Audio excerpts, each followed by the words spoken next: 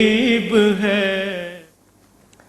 اعوذ باللہ من الشیطان الرجیم، بسم اللہ الرحمن الرحیم۔ خواتین و حضرات، السلام علیکم ورحمۃ اللہ وبرکاتہ و مغفرتہ۔ پروگرام احکام شریعت اور فقہ حنفی سے متعلقہ مسائل کے ساتھ ایک دفعہ پھر آپ کی خدمت میں حاضر ہیں۔ کچھ آفر کویسچن ہیں، پھر پچھلے پروگرام کے کویسچن لیتا ہوں۔ ایک یہ کویسچن تھا کہ میں نے سرکاری گھر حاصل کرنے کے لیے درخواست دی، یہ گورنمنٹ امپلائی ہیں، اور لسٹ میں نے دیکھا کہ میرا نام اوپر ہے لیکن کچھ دن بعد دیکھا تو وہ کافی نیچے آ چکا تھا۔ میں نے لوگوں سے پوچھا، اپنے ساتھیوں سے، تو انہوں نے بتایا کہ جب تک رشوت نہیں دیں گے آپ کا نام اوپر نہیں آ سکتا، بلکہ آپ کو مکان بھی نہیں مل سکتا۔ اب یہ کہتے ہیں کہ مسئلہ یہ ہے کہ میں تھوڑا جونیئر ہوں، مجھ سے کچھ سینئر ہیں، انہوں نے بھی درخواست دی ہوئی ہے، اور ان کے کہنے کے مطابق گورنمنٹ کا یہ کوارٹر یا مکان پہلے ان کو ملنا چاہیے، لیکن اگر میں رشوت دے کر پہلے مکان حاصل کر لیتا ہوں تو کیا اس کا شرعی حکم ہوگا؟ دیکھیں، چونکہ باعتبار سینئرٹی کے اور آپ کے جونیئر ہونے کے اعتبار سے، چونکہ آپ کے سینئرز کا پہلے نمبر آنا چاہیے، جیسے آپ ارشاد فرما رہے ہیں، تو اس صورت میں اگر آپ رشوت دے کے مکان حاصل کریں گے تو آپ کسی کا حق مار رہے ہیں، اور یہ شرعاً جائز نہیں ہے۔ اس لیے آپ کو صبر کرنا چاہیے، اپنے وقت کا آنے کا انتظار کریں، اس کے بعد کریں۔ اور فرض کر لیں اگر آپ سینئر ہوتے اور آپ کو مکان ملنا چاہیے تھا لیکن رشوت کے بغیر نہیں مل رہا، تو پھر اس صورت میں آپ رشوت دے سکتے تھے، کیونکہ اب آپ کو اپنا ایک جائز حق جو ہے وہ بغیر رشوت کے حاصل نہیں ہو رہا۔ ایسی صورت میں آپ کر سکتے تھے، اس میں دینا آپ کے لیے جائز تھا، لیکن لینے والوں کا لینا اب بھی گناہ ہوگا۔ اور اسی طرح اگر کوئی لینے والے ہیں وہ جونیئر کو پہلے دے دیتے ہیں اور سینئر کو لٹکا کر رکھتے ہیں کیونکہ اس نے رشوت نہیں دی، یہ سب بروز قیامت جواب دہ ہوں گے، اور اپنے بچوں کے پیٹ میں اس طرح کا غلط رزق پہنچانا یہ ان کو بھی برباد کرے گا اور اس شخص کو بھی کرے گا، اس لیے احتیاط کریں۔ کسی نے پوچھا کہ یہ رشوت کے پیسے کہاں خرچ کریں؟ دیکھیں، پہلی بات تو یہ کہ رشوت کے پیسے لے لیے ہیں تو جن کے لیے ہیں اگر ان کے بارے میں معلوم ہو تو ان کو واپس پہنچانا واجب ہے، اور ان سے معافی بھی طلب کرنی ہوگی، پھر اللہ تعالیٰ کی بارگاہ میں توبہ کرنی ہوگی۔ لیکن اگر آپ کو پتہ نہیں کہ کس سے رشوت لی تھی، یا معلوم ہے لیکن اب وہ شخص مل نہیں رہا، غائب ہو گیا ہے، جیسے بعض لوگ علاقے چھوڑ کے چلے جاتے ہیں، تو ایسی صورت میں ان نامعلوم مالکوں کی طرف سے اس پیسے کو بغیر ثواب کی نیت کے صدقہ کرنا واجب ہے۔ آپ صدقہ کر دیں اور پھر آپ ساری زندگی اللہ تعالیٰ سے استغفار کریں، اور ان لوگوں کے لیے جن سے آپ نے رشوتیں لی تھیں آپ ان کے لیے دعائے بخشش و مغفرت کریں، ان کے لیے ایصال ثواب کرتے رہیں، جو بھی نیکی کریں دعا کریں اللہ تعالیٰ میرا ثواب ان کو بھی پہنچ جائے۔ اور تیسرا، ان کے لیے کوئی ثواب جاریہ کریں، کیونکہ جو آپ نے رشوتیں لی ہیں یہ لازم ایسا ہوگا، اللہ نے اپنے ذمہ کرم پر رکھ لیا ہے، اس کے بغیر اللہ بخشے گا ہی نہیں، کیونکہ اللہ نے اپنے ذمہ کرم پر لے لیا ہے کہ وہ ظالم سے مظلوم کو اس کا حق ضرور دلوائے گا۔ تو بروز قیامت آپ کھڑے ہوں گے اور جتنوں سے آپ نے رشوت لی ہے سب وہ کھڑے ہوں گے اور آپ سے مطالبہ کر رہے ہوں گے کہ ہمیں ہمارا حق دیا جائے۔ تو اللہ تعالیٰ آپ کی نیکیاں نکال کر ان کے نام اعمال میں ڈالے گا، اور اگر حساب کتاب پورا نہیں ہوگا تو ان کے گناہ آپ کے نام اعمال میں ڈال کر اور ایسے شخص کو جہنم میں جانے کا حکم دیا جائے گا۔ اب وہاں کتنے ہزار اور کتنے لاکھ برس وہ رہتا ہے یہ اللہ ہی بہتر جانتا ہے، وہاں کے تو ایک سیکنڈ کا عذاب برداشت کرنا مشکل ہے، تو لاکھوں برس تو بس بہت ہی بری حالت ہوگی۔ لیکن جب آپ اس طرح کریں گے کہ آپ نے جن سے پیسہ کھایا ہے، سود کا کھا لیا، رشوت یا حق دبا لیا اور ادا کرنے کا موقع نہ ملا، تو پہلے تو یہی ہے کہ آپ نے اس کو صدقہ کرنا ہے بغیر ثواب کی نیت کے، اور توبہ کریں، اور پھر یہ جو میں نے اعمال بتائے یہ کرتے رہیں۔ تو ہو سکتا ہے کہ جب بروز قیامت وہ شخص آئے اور آپ نے اتنی اس کے لیے دعائیں کی جس سے اس کے درجے بلند ہوئے، آپ نے اس کے لیے اس کو ایصال ثواب کیا، اس کے علاوہ ثواب جاریہ کیا جس کو اس کو قبر میں انعام ملتا رہا، تو ہو سکتا ہے وہ فوراً آپ سے بروز قیامت راضی ہو جائے اور اپنا حق چھوڑ دے، جس کی مجھے قوی امید ہے۔ تو آپ ایسا کر سکتے ہیں۔ ایک کسی نے کہا کہ مغرب کی اذان کے دوران اگر کوئی لیٹا رہے تو کیا حکم ہے، اور کیا اس اذان کو سن کے فوراً کھڑے ہو جانا چاہیے، اٹھ جانا چاہیے، یعنی اٹھ کے بیٹھ جانا چاہیے؟ دیکھیں، یہ مغرب کی اذان کا ہی مسئلہ نہیں ہے، یہ ہر اذان کا ہے کہ اذان کا ادب کرنا چاہیے جتنا آپ سے ہو سکے، ٹھیک ہے نا، جتنا ادب آپ کر سکیں۔ تو جیسے آپ لیٹے ہوئے ہیں تو بیٹھ کے اذان سن لیجئے، اگر آپ کہیں چل رہے ہیں اگر ٹھہر سکتے ہوں تو ٹھہر کے اذان سن لیجئے، کم از کم جو قریبی اذان ہے، کیونکہ ہمارے یہاں بہت ساری اذانیں ہوتی ہیں، سب سے قریب جو پہلی اذان آپ کی ہو رہی ہے اس کو آپ اس کا احترام کم از کم کر لیں، تو یہ اچھا ہے۔ لیکن اگر کوئی لیٹا رہا اور کوئی بے ادبی نہیں کر رہا کوئی اور دیگر، تو یہ نہیں کہیں گے کہ گناہ گار ہوا۔ اور جیسے آپ نے خاص مغرب کا لفظ کہا، یہ ہمارے گھر والوں کا ایک عجیب سوچ ہوتی ہے کہ باقی اذانوں میں اتنی فکر نہیں ہوتی، جیسے ہی مغرب کی اذان ہوگی بھائی مغرب کی اذان ہو رہی ہے اٹھ کر بیٹھ جاؤ۔ کیوں؟ مغرب میں ہی کیوں؟ فجر، ظہر، عصر اور عشاء، کیا یہ اذانیں اس کے مقابلے میں حقیر اور کمتر ہیں؟ ایسا نہیں ہے، یہ ایک ذہن بن گیا ہے۔ اتنا ضرور ہے کہ میرے آقا صلی اللہ علیہ وسلم نے خاص مغرب کے بارے میں فرمایا کہ جب مغرب کا وقت ہو تو اپنے بچوں کو گھروں میں داخل کر کے اپنے دروازوں کو بند کر دو، کیونکہ اس وقت ایک ایسی مخلوق فضا میں پھیلتی ہے جس کو تم نہیں دیکھ سکتے، جس کی شرح یہ بیان کی کہ وہ جنات مغرب کے ٹائم نکلتے ہیں اور جو شریر قسم کے ہوتے ہیں بعض اوقات مس کر کے بچوں کو چھو کے ان کو نقصان پہنچا سکتے ہیں۔ تو اس لیے نبی کریم صلی اللہ علیہ وسلم نے مغرب کے ٹائم بچوں کو داخل کرنے کا حکم دیا، لیکن یہ اذان کی مخصوص کوئی فضیلت ایسی نہیں ہے کہ اس کا خیال کر کے اس کا احترام کیا جائے، ہر اذان کا ہونا چاہیے۔ ایک کالر ہمارے ساتھ ہے۔ السلام علیکم۔ السلام علیکم۔ وعلیکم السلام مفتی صاحب۔ جی بیٹا بولیں۔ جی صاحب میرا سوال یہ ہے کہ نا میرا بھائی ہے نا ایک ویب سائٹ پر ایک کام کرتا ہے جس پہ کسی چیز کے بارے میں لکھنا ہوتا ہے، جیسے کہ موبائل ہے، گاڑی کے وغیرہ کے بارے میں، تو اس پہ ایک آرٹیکل ہے کسینو جو کہ جوا ہے، ایک گیم ہے، اس کے بارے میں لکھنا جائز ہے یا ناجائز ہے؟ مطلب کیا کمنٹس لکھنے ہوتے ہیں؟ ہاں جیسے اس کے بارے میں، جیسے موبائل کے بارے میں، گاڑی کے بارے میں۔ اچھا ٹھیک ہے میں سمجھ گیا، میں بتاتا ہوں آپ میں ایک اور کالر ہیں۔ السلام علیکم۔ السلام علیکم ورحمۃ اللہ۔ جی وعلیکم السلام۔ جی مفتی صاحب میرا پہلا کوشچن ہے کہ ایک شخص کسی جاب کے لیے اہل نہیں ہے اور جاب بھی اس نے غلط طریقے سے حاصل کی ہے، اگر وہ اپنی تنخواہ میں سے کچھ رقم کسی غریب کو صدقہ کرے اور اس غریب کو یہ سب پتہ ہے کہ اس کی تنخواہ وغیرہ جائز نہیں ہے، تو کیا وہ غریب شخص صدقہ لے سکتا ہے؟ ٹھیک ہے، اور میں بتاتا ہوں انشاءاللہ۔ یہ پچھلی دفعہ کے کویسچن ایک بہن نے کیا تھا کہ کیا ہم بیڈ کے آگے نماز پڑھ سکتے ہیں؟ پہلے تو انہوں نے کویا کہ خالی بیڈ کے بارے میں پوچھا، پھر دوسرا یہ کہا کہ اگر کوئی اس پر بیٹھا ہے یا لیٹا ہے تو کیا حکم شرع ہوگا؟ دیکھیں خالی بیڈ کے آگے نماز پڑھنے میں تو کوئی بھی پرابلم نہیں ہے۔ اگر کوئی شخص بیٹھا ہے تو پھر یہ دیکھیں گے کہ اس کا رخ آپ کی طرف ہے یا اس کی پیٹھ آپ کی طرف ہے۔ اگر تو پیٹھ آپ کی طرف ہے اور آپ کو امید نہیں ہے کہ آگے وہ آپ کی طرف رخ کرے گا، جیسے بعض بوڑھے ہوتے ہیں، بیمار ہوتے ہیں، وہ بیٹھے ہوئے ہیں، تو آپ نے کبھی ادھر کو منہ نہیں کرنا، میں نماز پڑھ رہی ہوں، تو پھر بھی بالکل ٹھیک ہے۔ اس طرح اگر کوئی لیٹا ہے اور اس کو کروٹ آپ کی طرح، یعنی اس کی پیٹھ آپ کی طرف ہے، اس نے کروٹ لی ہوئی ہے، رخ دوسری طرف ہے، تب بھی صحیح ہے۔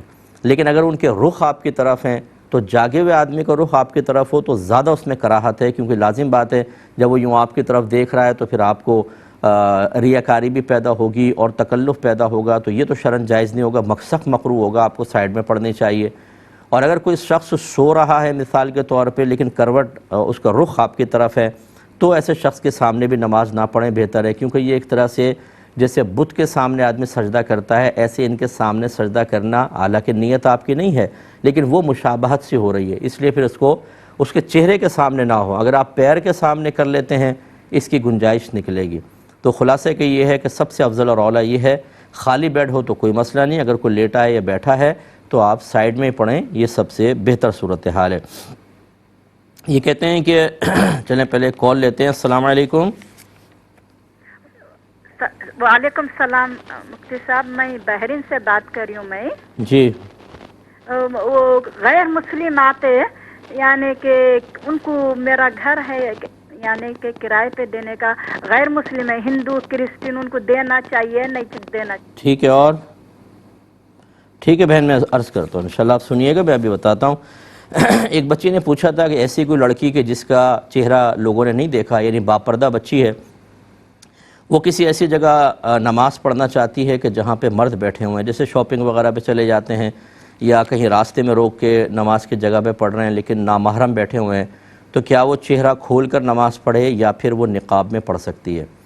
دیکھیں اگر واقعی وہ ایسے باپردہ گھرانے کی ہے تو اس میں گنجائش نکل سکتی ہے کہ وہ نقاب کے اندر ہی نماز ادا کر لے، کیونکہ لوگ بہت شرارتی قسم کے ہوتے ہیں، بعض اوقات وہ فوٹو ووٹو کھینچ سکتے ہیں، اور ایک اگر شریف خاندان کی ہے، یہ نہیں کہہ رہا ہوں کہ جو بچیاں نقاب نہیں کرتی ہیں وہ کوئی بدماش خاندان کے ہوں، یہ برا نہیں مانیے گا کوئی، مطلب یہ ہے کہ اگر ایک بچی ایسی ہے کہ وہ نقاب کرتی ہے اور اپنے آپ کو ڈھک کر رکھتی ہے، چھپا کر رکھتی ہے، تو ایسے لوگوں کے لیے زیادہ یہ معاملہ سینسٹیو ہوتا ہے کہ اگر بچیوں کی فوٹو وغیرہ یا اور دیگر جگہ پہ پہنچ جائے یا کوئی شخص دیکھ کر اور پھر وہ اوصاف کسی کے سامنے بیان کرے تو یہ مناسب نہیں، تو ان کے لیے گنجائش بالکل نکلے گی۔ لیکن اگر ایسا نہیں ہے، کبھی پردہ کرتی ہیں، کبھی نہیں کرتی، کبھی نقاب کرتی ہیں، کبھی نہیں، تو پھر آپ کو چہرہ کھول کر ہی نماز ادا کرنی چاہیے۔ یہ کہ کہتے ہیں کہ ایک ایسا ادارہ ہے جس میں لون ویریفیکیشن کا کام ہوتا ہے کہ مطلب ہاں بھی ان کو لون دے دیں، یہ ویریفیکیشن ہوتی ہے، اس ادارے میں کام کرنا کیسا ہے؟ دیکھیں، ایسے ادارہ جس میں سود کے بارے میں لینا ہو، دینا ہو، ویریفیکیشن کرنی ہو، ایسے ادارے میں جاب کرنا بالکل جائز نہیں ہے، یہ غلط ہے، یا کوئی اور جاب تلاش کرنی چاہیے۔ اس میں کوئی گنجائش ہو تو پھر ہم آپ کو بتا دیتے ہیں، یہاں گنجائش نہیں ہے۔ ایک کالر ہمارے ساتھ ہیں۔ السلام علیکم۔ وعلیکم السلام جی۔ جی فرمائیے۔ میں سر ایک سوال ہے آپ سے ہمارا، میں روڈ پہ نا گڈی چلا گڈی دی ہوا بھر رہا سی جی کیری ڈبے دی جی جی تے شام اندھیرا سی تے ہوا بھر کے جب چلے نیچے ایک بلی آ گئی سی ٹائر تھلے، اچھا، تو وہ بیچاری فوت ہو گئی سی جی۔ جی جی تے سانو ایسی کوئی ویکھیا وکھیا نہیں جی، نہ جان بوجھ کے تے وہ بیچاری فوت ہو گئی۔ جی جی میں چلے میں بتاتا ہوں، انشاءاللہ میں سمجھ گیا، بتاتا ہوں، آپ کی عرض کرتا ہوں۔ ایک اور کالر ہیں۔ السلام علیکم۔ السلام علیکم۔ ہلو، السلام علیکم۔ جی وعلیکم السلام۔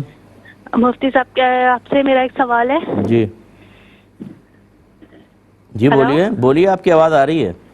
وہ میرا سوال یہ ہے کہ میرے ہسبینڈ جو ہے پکوڑے سموسے وغیرہ آج کل مہنگائی کے دور میں لگاتے ہیں، جی جی تو سارا وہ مجھ پہ ہی سارا برڈن ڈالتے ہیں، بچوں کو بھی لک آفٹر کرنا، گھر کا بھی، اور میری ساس اور نندے آرام سے کسی چیز پہ پارٹیسپیٹ نہیں کرتی۔ تو اگر اس پہ میں اپنے ہسبینڈ سے اسٹینڈ لوں یا کہوں تو یہ میرے لیے گناہ تو نہیں ہوگا کہ سارے یعنی آپ کو کیا کام دیتے ہیں؟ وہ آپ کو یہ بنانی ہوتی ہیں، چیزیں تیار کرنی ہوتی ہیں؟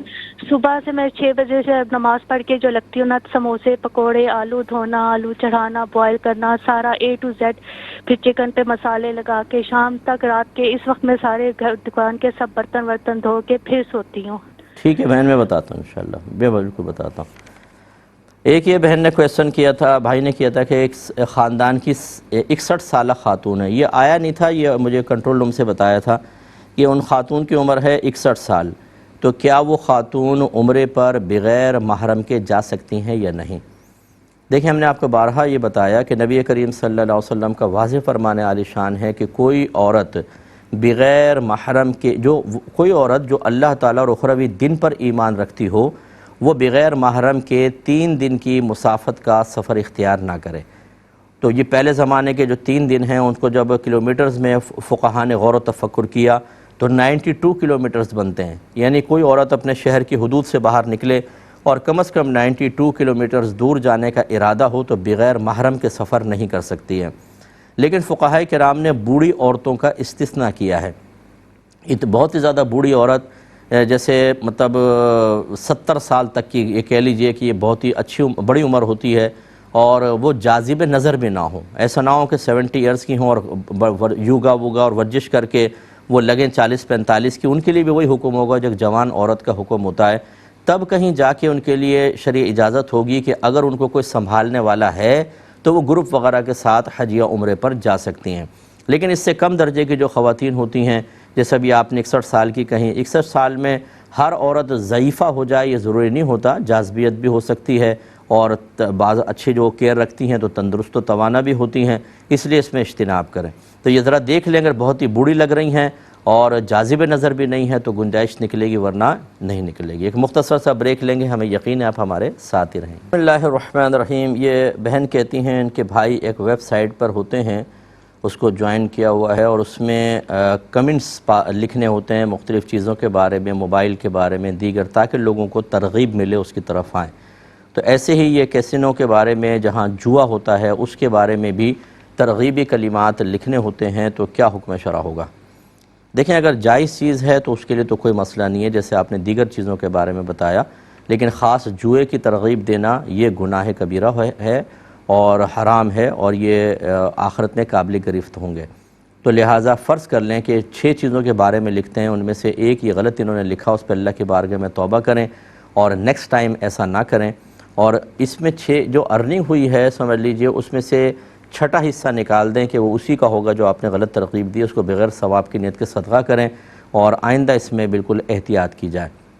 ایسا نہ کریں کہ آپ کے یہ لکھے ہوئے کلمات یا آپ کی بعض اوقات ایک ترغیب آپ کے لیے اتنا بڑا گناہ جاریہ بن سکتی ہے کہ آپ تصور نہیں کر سکتے.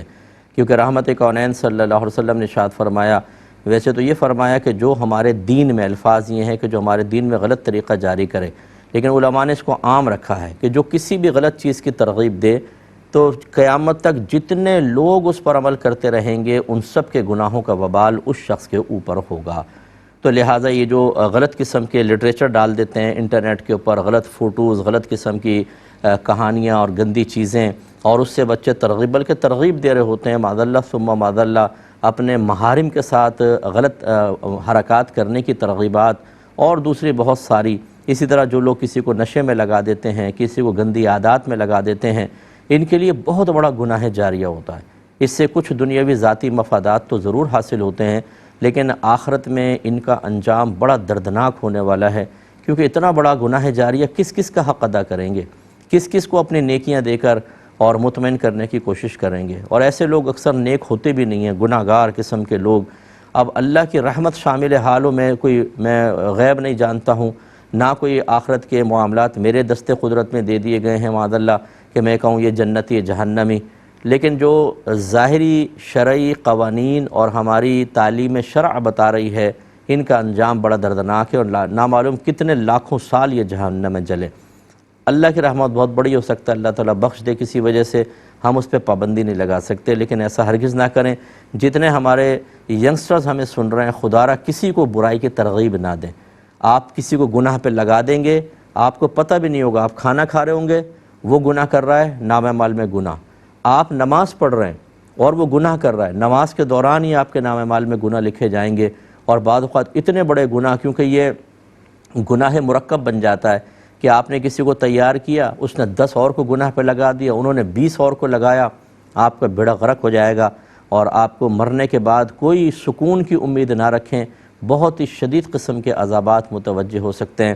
اللہ تعالیٰ مجھے بھی اس سے محفوظ فرمائے، اور میں آپ کے لیے بھی اس سے دعا کرتا ہوں ساری زندگی اللہ تعالیٰ ہمیں اس سے محفوظ ہی رکھے. بہن کہتی ہیں کہ ایک شخص نے ایک جاب غلط طریقے سے رشوت وغیرہ دے کے حاصل کی اور وہ اس کا اہل بھی نہیں ہے. اب اس کو جو سیلری ملتی ہے وہ جیسے کسی غریب کو صدقہ کرتا ہے، تو کیا غریب آدمی جو ہے وہ اس کا صدقہ لے سکتا ہے جبکہ پتہ ہے کہ اس نے غلط طریقے سے جاب حاصل کر کے ہمیں پیسہ دیا ہے؟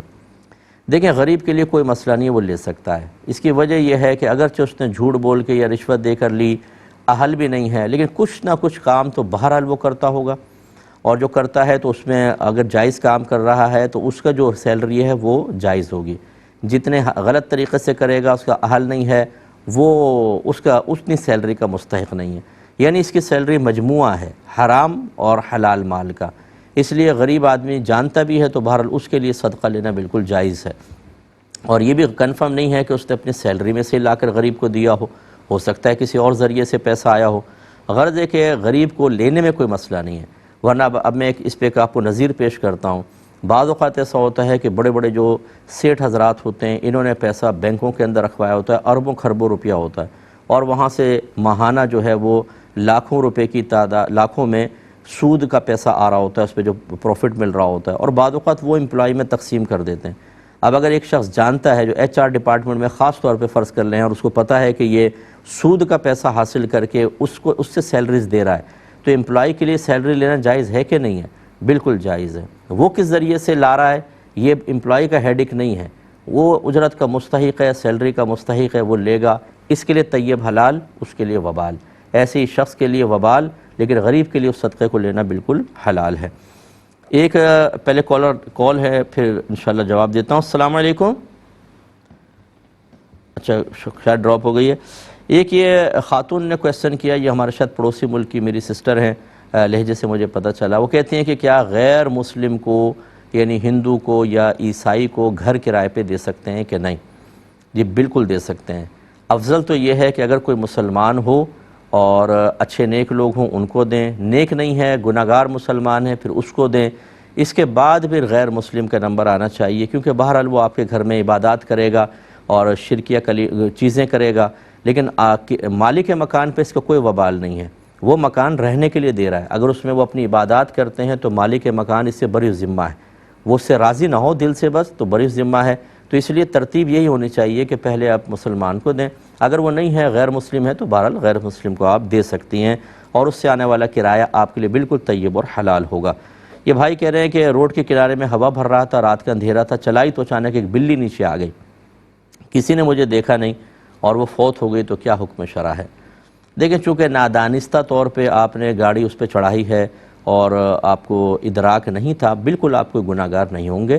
اگر کسی نے نہیں دیکھا تو ٹھیک ہے، لیکن اگر کوئی دیکھ بھی لیتا تب بھی آپ گناہ گار نہیں تھے، آپ نے کوئی جان بوجھ کے کوئی اس کو مارا ہے۔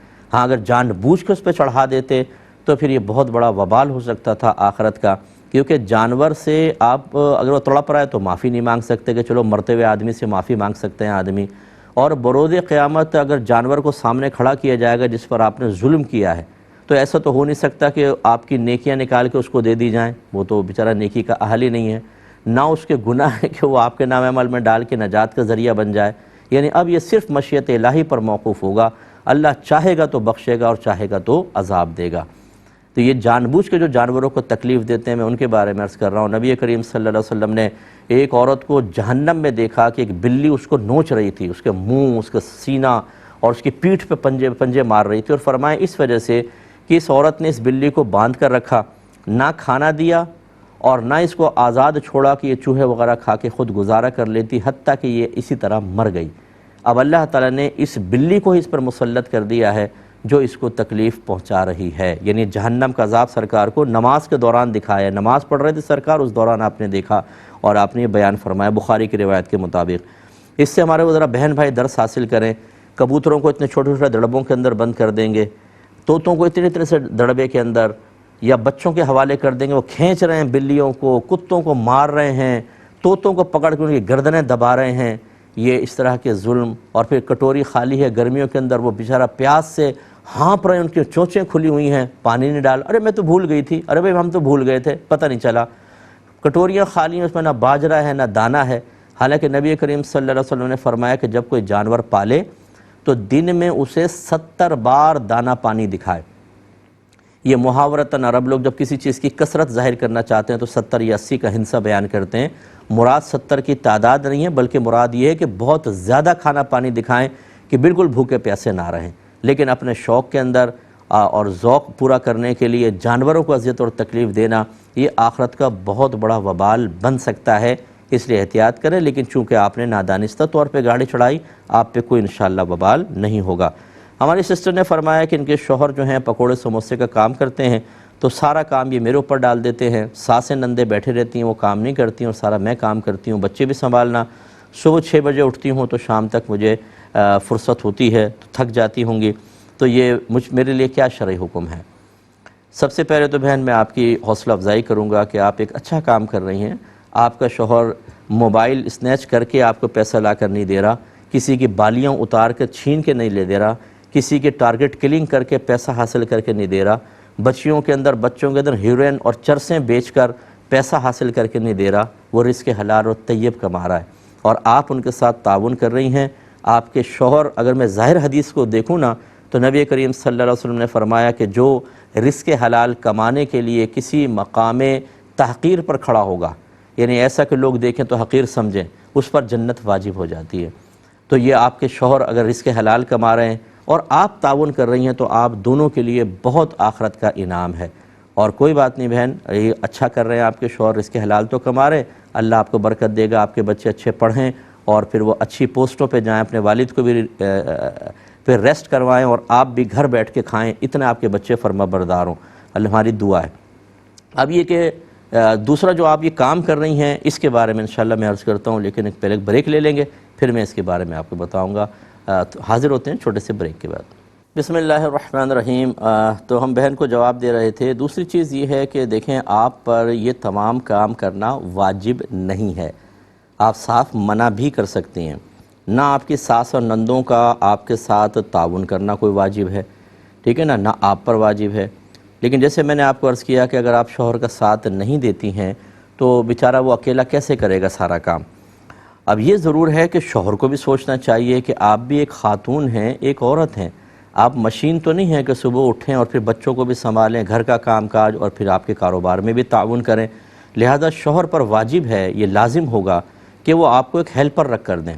کوئی ایک بچی ایسی رکھ لیں گھر میں، بچی سے مراد کوئی عورت رکھ لیں جو مطلب ماسی ٹائپ جیسے ہوتی ہیں، وہ کام کرے، سخت جو ہارڈ ورکنگ ہے وہ کرے، آپ اس کی دیکھ بھال کر کے تھوڑا بہت تعاون کریں اور باقی گھر کو سنبھالیں. یہ طریقہ کار کہ تھوڑا سا ایک کسی کی مطلب سیلری بچانے کے لیے بیوی کو ہی ایک نوکرانی کی طرح استعمال کیا جائے اور سارا دن آپ تھک جائیں اور شام تک بالکل نہ کوئی آپ کی اپنے لائف کا کوئی آپ کی اس میں کوئی انجوائمنٹ نہیں ہے، روزانہ صبح اٹھو پھر شام تک کام، یقینی سی بات ہے ایک آدمی کب تک کام کرے گا اور تھک جائے گا. ہاں اخلاقاً آپ کے ساس اور نندوں کو چاہیے، ساس تو چلیں کوئی بزرگ خاتون ہوں گی شاید نہ تعاون کر سکیں، نندوں کو چاہیے بھابھی کا ہاتھ بٹائیں. لیکن آج کل بس یہ دور چل رہا ہے کہ اگر وہ نہیں کر رہی تو بہرحال ان کو شرعی لحاظ سے قابل گرفت قرار نہیں دے سکتے ہیں. تو آپ یہ ریکویسٹ کریں اپنے شوہر سے، اگر آپ کے شوہر بھی سن رہے ہوں میرے سنوا دیجیے گا جواب، کہ میں ان سے گزارش کرتا ہوں کہ رحم کریں. اگر آپ کی بچی کے ساتھ ایسا کوئی معاملہ کرے کہ آپ کے سسرال میں صبح 6 بجے اٹھے اور رات کو 10-11 بجے وہ لیٹے اور وہ فون کرے کہ ابو میں اتنا تھک جاتی ہوں کہ میرے ہاتھ پاؤں درد کرتے ہیں، کوئی دبانے والا بھی نہیں ہے، بچے بھی سنبھالتی ہوں سب کچھ، اس پر بھی ڈانٹے سنتی ہوں، تو شاید آپ کی آنکھوں سے آنسو جاری ہو جائیں گے کہ میری بچی کو کیسے سخت زندگی میں رکھا ہوا ہے. تو آپ کی زوجہ بھی کسی کی بچی ہے، کسی کی بہن ہے، اس کا خیال کریں. آپ تھوڑا سا کوئی ایسا دیکھیں، کوئی نوعمر کم عمر سا بچہ ہو وہ کام کرے، یا کوئی خاتون رکھ لیں کہ جو ان کے ساتھ تعاون کریں. اس طرح نہ کریں، وہ کب تک چلے گی بیچاری، کچھ عرصے بعد مشینری فیل ہو جائے گی اور وہ پھر بیمار پڑیں گی، پھر آپ کہیں گے یہ بیمار ہمارے سر پہ پڑ گئی ہے. تو آپ نے اس کو اتنا یوز کر لیا کہ وہ بیچاری کیا کرے گی. تو اس لیے خدا را ذرا بیلنس قائم کریں، یہ بہت اچھا ہے. یہ ایک بھائی نے آفر کویسچن کیا تھا کہ ہماری ساس بیمار ہیں، وہ بار بار بولتی ہیں مجھے کب موت آئے گی، کیا یہ کلمہ کفر ہے؟ دیکھیں ہمارے بڑے جو ہیں وہ کب یہ جملہ بولتے ہیں، اس کی 2 بڑی وجوہات مجھے سامنے نظر آتی ہیں. ایک تو یہ کہ وہ اپنی بیماری سے تنگ ہو جاتے ہیں، لڑتے بار بار کی اذیت، تو وہ کہتے ہیں کہ کب موت آئے گی ہم جائیں دنیا سے. اور کبھی وہ جو تیماردار حضرات ہوتے ہیں نا، ان کے رویوں کی وجہ سے ایسا کرتے ہیں. سگی بیٹیوں کو بھی ہم نے دیکھا ہے کہ اگر ماں کے پیمپر بدلنے ہیں، ماں کو کروٹ دینی ہے، ماں کو دوا دینی ہے، تو وہ بڑ ختم نہیں کرتی. اماں ایک تو تم نے ڈسٹرب کر رکھا ہے، ہر 2 منٹ میں پیشاب کر لیتی ہو، اب اس کو صاف کریں، پڑی رہو ابھی پہلے کام کر رہی ہوں پھر آگے صاف کروں گی. اگر ایسی کوئی خوددار سی خاتون کو جملے کہہ دیے جائیں وہ تو جیتے جی مر جائے گی بیچاری. تو میں نے اپنی ایک رشتہ دار کو ایسے ہی، میں جب اس سے ملنے گیا تو وہ رونے لگیں اور وہ کہنے لگی کہ اکمل دعا کر اللہ مجھے موت دے دے. وہ شاید ایسے کچھ رویوں کی وجہ سے انہوں نے کہا، اور یا بیماری بھی ہو سکتی ہے، لیکن مجھے جو سمجھ میں آیا وہ رویوں کی وجہ سے. تو خلاصہ کلام یہ ہے کہ جو ایسے بڑے بوڑھے الفاظ ادا کر دیں، اس پہ کلمہ کفر کا اطلاق نہیں ہو. یہ کلمہ کفر نہیں ہے. وہ بیچارے بعض اوقات اپنی بیماری سے تنگ ہوتے ہیں، تو میری گزارش ہے آپ انہیں بیماری کے فضائل بیان کریں، انہیں بتائیں کہ آپ کے نبی نے بیماری کے بدلے میں کیا ارشاد فرمایا کہ بندے کو کیا ملنے والا ہے. اس سے ان کو سکون ملے گا اور یہ بیماری سے مقابلہ کرنا آسان ہو جائے گا. اور اگر یہ تیمارداروں کی وجہ سے ایسا ہے تو انہیں سوچنا چاہیے. آج سامنے پڑے ہوئے شخص کو آپ ٹونٹنگ کر رہے ہیں، اس کو جھڑک رہے ہیں، ڈانٹ رہے ہیں، ڈپٹ رہے ہیں، ایک تو آپ کا ثواب ضائع ہو سکتا ہے، اسی خدمت سے آپ جنت حاصل کر سکتے ہیں. نبی کریم صلی اللہ علیہ وسلم سے ایک صحابی نے عرض کیا رسول اللہ میں جہاد پر جانا چاہتا ہوں. فرمایا تیرے والدین میں سے کوئی زندہ ہیں؟ انہوں نے کہا جی ہاں میری والدہ ہیں. ان کی والدہ بوڑھی تھیں. سرکار نے فرمایا تو ان کی خدمت کر، اسی میں تیرے لیے جہاد کا ثواب ہے. یہ بہت بڑا جہاد. اب یہ ثواب کیسے ملے گا؟ یہ تبھی ملے گا جب آپ خوش دلی کے ساتھ اس آزمائش پہ پورا اترتے ہوئے مریض کی صحیح تیمارداری کریں. دیکھیں غصہ پیدا ہوگا، کوفت بھی پیدا ہوتی ہے. آپ لیٹنا چاہ رہے ہیں، آواز دے دی. آپ کسی سے بات کر رہے ہیں، آواز دے دی. ہو سکتا ہے طبیعت میں ناگواری پیدا ہونا، یہ قابل گرفت نہیں ہوتا، یہ خود بخود ہو سکتی ہے، ہمارے قدرت و اختیار میں نہیں. لیکن اس کے بعد اس پر جو چند افعال کے ہم بنیاد رکھتے ہیں، جھڑکنا، ڈانٹنا، ڈپٹنا اور نظر انداز کرنا، پڑی رہو ابھی میں بعد میں کروں گی، یہ چیزیں صحیح نہیں ہیں. اس میں آپ قابل گرفت بھی ہو سکتے ہیں اور ثواب بھی ضائع ہو سکتا ہے. اس لیے تیمارداروں کو ذرا اپنے رویے پہ سوچنا چاہیے. آج یہ سامنے پڑی ہیں، ہو سکتا ہے کل آپ کے ساتھ ایسا ہو جائے. تو میں نے اپنی آنکھوں سے ایسے لوگوں کو دیکھا ہے کہ وہ ماں باپ ان کے اس طرح تھے تو انہوں نے سختی کی، پھر خود اللہ نے ان کو آخری وقت میں ایسے ہی مرض میں مبتلا کیا کہ وہ خود اپنا کچھ بھی نہیں کر سکتے، دوسرے صفائیاں وغیرہ کرتے ہیں. تو خلاصہ کلام یہ ہے کہ ایسا تیمارداروں کو نہیں کرنا چاہیے. اللہ کی طرف سے ایک امتحان سمجھ کے پورا اترنے کی کوشش کرنی چاہیے، لیکن بہرحال یہ کلمات کفر نہیں ہیں. یہ کہتے ہیں کہ ایک باہر سے مجھے یہ میسج آیا تھا کہ ایک شخص ہے وہ صرف گھر کا کرایہ دیتا ہے باقی اور کچھ نہیں، ان کی بہن جاب کرتی ہیں اور گھر کا باقی خرچ چلاتی ہیں، لیکن ان کا لائف سٹائل جو ہے وہ مڈل کلاس سے تھوڑا سا اپر والا ہے، اور وہ شاپنگ تقریباً ہر مہینے کافی پیسوں کی شاپنگ بھی کر لیتی ہیں، تو اور کچھ قرضہ بھی ہے جو کریڈٹ کارڈ یوز کرنے کی بنا پر ان پہ چڑھ گیا ہے، اور اس میں سودی معاملات بھی ہوں گے، تو کیا ان کو زکوٰۃ دے سکتے ہیں کہ نہیں؟ دیکھیں، جب ایک لائف سٹائل ان کا ہے اور وہ اپنا کما کے گزارا کر سکتے ہیں، چاہے تھوڑا سا مشکل سے ہوتا ہے، اور پھر یہ کہ شاپنگ بھی ہر مہینے اتنی زیادہ چیزوں کی، اور شاپنگ سے مراد ان کی وہی ہوگی کہ کوئی گھر کی چیزوں کا نہیں، اضافی چیزیں، تو ایسا شخص زکوٰۃ کا مستحق نہیں ہوگا کہ جس کو آرام سے گزارا ہو رہا ہے، بلکہ اتنا بچ جاتا ہے کہ شاپنگ بھی ہو جاتی ہے، تو ان کو نہ دیں بلکہ کوئی اور رشتہ دار آپ تلاش کریں۔ ایک ہی کہتے ہیں کہ ہم نے عصر دیر سے اسٹارٹ کی، یعنی مکروہ وقت میں، اور اتنا کلوز وقت تھا کہ عصر پڑھتے پڑھتے مغرب کی اذان ہو گئی، تو کیا یہ عصر اب ہمیں قضا کر کے دوبارہ پڑھنی ہوگی؟ دیکھیں، ایسا نہیں ہے۔ سب سے پہلے تو آپ یہ دیکھیں کہ آپ نے اتنی لیٹ کیوں کیا۔ اگر تو سستی کی وجہ سے تھا، اچھا پڑھتے ہیں اور دیر ہو گئی، تو پھر تو آپ کو اللہ تعالیٰ کی بارگاہ میں توبہ کرنی ہوگی، کیونکہ اس وقت میں نماز ادا کرنا مکروہ تحریمی ہے، یعنی حرام کے نزدیک ہے۔ اور اگر فرض کر لیں کوئی شرعی عذر تھا، آپ سفر میں تھے، گھر دیر سے پہنچے، آخری ٹائم شروع ہو گیا، یہ یاد ہی نہیں رہا کام میں، بعد اوقات دیکھا تو اوہو صرف 20 منٹ رہ گئے یا 10 منٹ رہ گئے، ایسا تو انشاءاللہ گناہگار نہیں ہوں گے، لیکن اس نماز کو آپ بعد میں لوٹا لیں۔ لیکن کسی بھی صورت میں جب آپ آخری وقت میں نماز پڑھتے ہیں اور اس کے بعد کسی کامل نماز کا وقت ہو، جیسے ظہر کے بعد عصر، عصر کے بعد مغرب، مغرب کے بعد عشاء، عشاء کے بعد فجر، ان سب کے اندر اصول یہ ہوتا ہے کہ اگر آپ نے نماز کے وقت میں نماز اسٹارٹ کر لی اور دوسرا وقت اس کے اندر شامل ہو گیا یا دوسرے وقت کا آغاز ہو گیا، نماز ہو جائے گی، سوائے فجر کے، کہ فجر کے بعد کسی نماز کا وقت نہیں ہے، اس میں آپ کو وقت کے اندر نماز ختم کرنی ہوگی۔ اگر آپ نے پوری نماز پڑھ لی، صرف سلام رہ گیا تھا کہ سورج نکل آیا، یہ فجر نہیں ہوگی، باقی سب نمازیں ہو جائیں گی۔ ایک انہوں نے پوچھا تھا، یہ میں اس کا نام تو نہیں لیتا، کہ اسٹاک کے انویسٹمنٹ کرتی ہے کہ اپلیکیشن بنائی ہے کسی نے اور اسٹاک کے کام میں، شیئرز کے کام میں انویسٹمنٹ کرواتے ہیں۔ یہ کہتے ہیں کہ میں نے 75,000 وہاں انویسٹ کیا اور 1 مہینے کے بعد مجھے 4% اس پر نفع بھی ہوا ہے، لیکن ان کا اصول یہ ہے کہ اگر یہ اپلیکیشن ختم ہو جاتی ہے تو آپ کا 75,000 ڈوب جائے گا۔ تو ایسی جگہ انویسٹمنٹ کرنا میرا صحیح تھا یا نہیں تھا، اس میں سود تو نہیں بنا؟ دیکھیں، جہاں پر اس کو غرر کہتے ہیں، جہاں پر غرر، دھوکے کے امکانات ہوں، پیسہ لازم ڈوب جانے کے امکانات اور اس طرح کے غیر یقینی صورتحال ہو، وہاں انویسٹمنٹ کرنا شرعاً بالکل جائز نہیں ہوتا۔ میں ابھی شیئرز کے کام پہ کلام ہی نہیں کر رہا ہوں، ہمارے نزدیک شیئرز کا کام ٹھیک نہیں ہے، ہم اس کو منع کرتے ہیں، لیکن بعض لوگ بعض صورتوں میں اس کی اجازت دیتے ہیں۔ بہرحال آپ اگر کسی مفتی صاحب سے اجازت لے کے کرتے ہیں تو کوئی مسئلہ بھی نہیں ہے، لیکن ہم اس کو منع کرتے ہیں۔ لیکن یہ جو آپ صورتحال بتا رہے ہیں کہ کسی بھی ٹائم جو ہے وہ اپلیکیشن بند ہو جائے گی اور معاملہ خراب ہو سکتا ہے، تو اس میں بالکل انویسٹمنٹ جائز نہیں۔ جو آپ نے پیسہ حاصل کیا، میرا مشورہ تو یہ ہے کہ بغیر ثواب کے نیت کے صدقہ کریں اور فوراً سے پیشتر اپنا پیسہ باہر نکال لیجئے، یہی آپ کے حق میں بہتر ہوگا۔ ایک بہن نے یہ باہر سے مجھے میسج کیا تھا کہ ان کے جسم میں خارش ہے، یہ جب بھی وضو شروع کرتی ہیں کہتی ہیں کہ مجھے جلن شروع ہو جاتی ہے اور بدن میں خارش اسٹارٹ ہو جاتی ہے، کیونکہ ہمارے یہاں پانی میں کلورین ملی ہے، شاید اس وجہ سے ہوتی ہوگی۔ تو انہوں نے کہا کہ کیا میں ایسا کر سکتی ہوں کہ ہاتھ دھوں نہیں، خالی ہاتھ لے کے اس کے اوپر اس طرح مسح کر لوں، ہلکا ہلکا پانی لگا لوں؟ دیکھیں، ہماری، جسے میں اکثر آپ کو عرض کرتا ہوں کہ ہماری شریعت بہت پیاری شریعت ہے۔ اگر شریعت ایک حکم بیان کرتی ہے تو اس میں بہت زیادہ لچک دکھاتی ہے، اس میں گنجائش بہت رکھتی ہے، لہٰذا بالکل نہ گھبرائیں۔ آپ سب سے پہلے غور کر لیں، اگر دھونے سے آپ کو نقصان ہوتا ہے آپ یہ مسح کی صورت کر سکتی ہیں۔ مسح سے بھی اگر آپ کو پانی نقصان دیتا ہو تو آپ اس پہ کپڑا ڈالیں اور کپڑے کے اوپر خالی مسح کر لیں۔ مثال کے طور پہ اگر آپ چہرہ دھو سکتی ہیں لیکن ہاتھوں پہ خارش ہوتی ہے، چہرہ دھوئیں اور ہاتھ پہ کوئی کپڑا ڈال کے اس کپڑے پہ مسح کر لیں، آپ کا ہو جائے گا۔ ایسے پیروں کا مسئلہ ہے، لیکن اگر سارے ہی اعضاء ایسے ہیں کہ اس پہ مسح کرنے سے پرابلم ہوتی ہے، پانی بہانا تو بہت ہی آزمائش بن جائے گا، تو پھر آپ تیمم کی طرف آ سکتی ہیں۔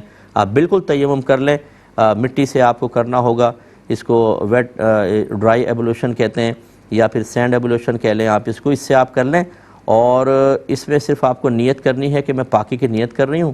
اس میں ایک چکنا پتھر رکھ لیں، مٹی سے نہ کریں۔ امام اعظم ابو حنیفہ رضی اللہ تعالیٰ عنہ کے نزدیک اگر آپ پتھر سے تیمم کر رہے ہیں تو اس پہ غبار کا ہونا ضروری نہیں ہے۔ ایک چکنا پتھر رکھ لیں، پہلے بسم اللہ پڑھ کر اس کو دونوں ہاتھوں میں پھیریں، ان کو پورے منہ کا مسح کریں، کوئی جگہ رہے نہیں، ہونٹوں کے اوپر، یہاں ناک کے یہاں، ہر جگہ پہ آپ کا ہاتھ پھرنا چاہیے. پھر دوبارہ اس کو کریں، الٹے ہاتھ سے سیدھے ہاتھ کا کونی تک مسح کریں، انگلیوں کا خلال وغیرہ ہر جگہ پہنچنے چاہیے، اور پھر سیدھے ہاتھ سے الٹے ہاتھ کا مسح. بس اب آپ نماز کے قابل ہیں، آپ نماز پڑھ لیں تو یہ آپ کو آسانی ہو جائے گی. اب چونکہ پروگرام کے وقت تقریباً ختم ہے، کچھ آفر کویسچن نیکسٹ پروگرام میں لیں گے. میری گزارش ہے آپ ہمارا پروگرام ضرور دیکھیں، دوسروں کو ترغیب دیں. اگر لائیو نکل جائے تو یوٹیوب پہ پروگرام ڈلتا ہے، وہاں پر دیکھیں، دوسروں کو ترغیب دیں. ہو سکتا ہے آپ کے لیے بہت بڑا ثواب جاریہ ہو جائے. اللہ تعالیٰ عمل کی توفیق عطا فرمائے. آمین. وآخر دعوانا ان الحمد للہ رب العالمین.